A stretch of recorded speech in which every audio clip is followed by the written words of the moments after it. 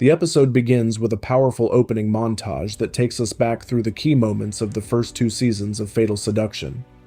We are reminded of how everything started when Nandi Mahlati, played by Kogomotso Christopher, first crossed paths with Jacob Tao, portrayed by Prince Grootboom. What began as an intense attraction quickly turned into a deeply physical and emotionally complicated relationship.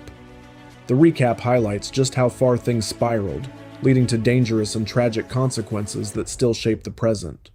From there, the episode immediately throws us into a shocking moment. We see a woman falling from a significant height straight into a swimming pool. The scene is abrupt and intense. Jacob is right there, reacting instantly as he jumps in after her, clearly trying to reach her. As the camera follows the action underwater, a pendant slowly sinks to the bottom of the pool. It looks strikingly similar to the one Jacob once gave Nandi, subtly connecting this incident to their past. The story then rewinds to a few days earlier. Nandi is in a therapy session with Sandra, played by Lorcia Cooper. It has been 3 years since everything that happened between her and Jacob, what she now refers to as the Vilakazi mess.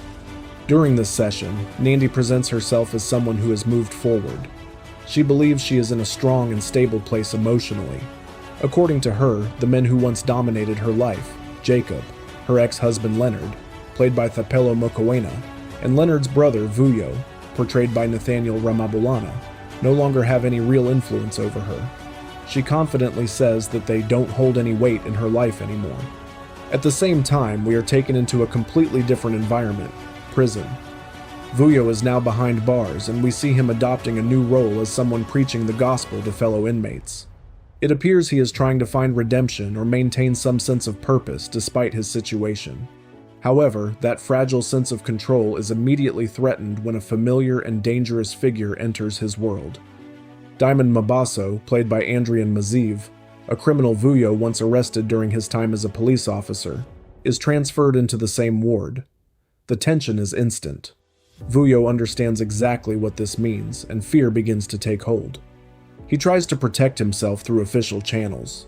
He makes phone calls to contacts on the outside, hoping someone can intervene.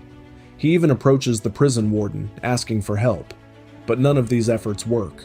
He is left vulnerable, with no real protection. Faced with this danger, Vuyo makes a drastic and calculated decision. He deliberately attacks the warden in order to be placed in solitary confinement, believing it will keep him safe. On the surface, it looks like a desperate act, but it may be more strategic than it seems. Despite being isolated, Vuyo is still attacked inside his cell. This changes everything. It suggests that the threat against him is deeper, more organized, and possibly part of a larger plan that hasn't fully revealed itself yet. Meanwhile, back on the outside, we follow Nandi and Leonard's daughter, Zinlay, played by Ngelicanyo Ramalondi. She is now working her first crime scene as a police forensic analyst. During the investigation, she hears a suspect nearby and manages to subdue them herself, showing confidence and capability. Her mentor, Detective Captain Thuso Dube, played by Thando Tabete, is impressed but also concerned for her safety. She advises Zinlay to start carrying a gun. However, what Zinlay doesn't know is that Thuso has a personal connection to her family. She is secretly involved with Leonard, who has asked her to keep an eye on his daughter. Back in Nandi's life, a new dynamic begins to form. She develops a flirtatious connection with Lunga, played by Steve Mark, a fellow law professor.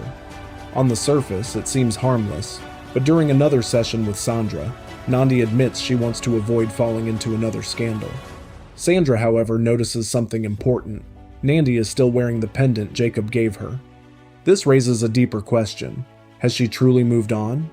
Nandi quickly dismisses the idea, insisting that Jacob no longer affects her. But shortly after, as she drives home, she spots Jacob jogging. Instead of ignoring him, she chooses to follow him, an action that contradicts everything she claimed earlier. The episode subtly reinforces a familiar pattern. Despite everything that happened in the past, despite the danger, the chaos, and the emotional damage, there are clear signs that Nandi may allow Jacob back into her life.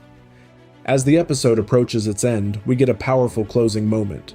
After secretly watching Jacob being intimate with another woman, Nandi returns to her car and breaks down in tears. In that moment, it becomes clear that no matter how much she tries to convince herself otherwise, she is far from over him. And finally, the episode leaves us with a strong underlying message. For every painful memory Nandi has of Jacob, every moment where she recognizes how dangerous he is, there are even more memories tied to desire and emotional intensity. And that imbalance makes it painfully obvious that her connection to him is not truly over.